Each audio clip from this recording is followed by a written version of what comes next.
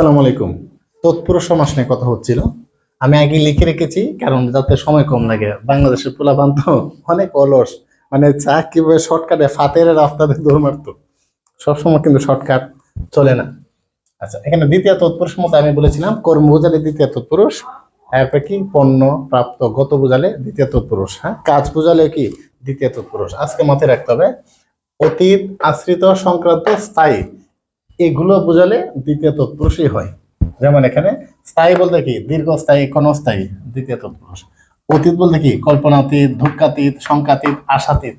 দেখছেন তীত কিন্তু আছে, মানে অতীত কিন্তু আছে শব্দটা, বোঝালে কি দ্বিতীয় তৎপুরুষ। আবার কি আশ্রিত, পদাশ্রিত, চরণাশ্রিত, আশ্রিত বোঝালে কি দ্বিতীয় তৎপুরুষ, মনে রাখার জন্য বলছি।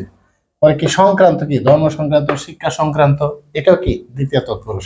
একটা কথা মাথায় রাখতে হবে, দ্বিতীয় তৎপুরুষ সমাসের অপর নাম কর্ম তৎপুরুষ সমাস।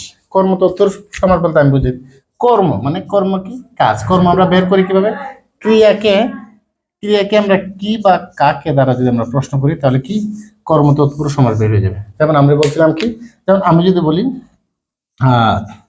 বই পড়া, এই যে, কি পড়া, বই পড়া, এই যে কর্ম আছে না, এখানে কাজ আছে না, এই জন্য এটা দ্বিতীয় তৎপুরুষের অপর নাম কি কর্ম তৎপুরুষ। ইনশাল্লাহ ধারাবাহিকভাবে সমাসের ক্লাস চলবে, সাথেই থাকুন। ধন্যবাদ সবাইকে। আসসালামু আলাইকুম।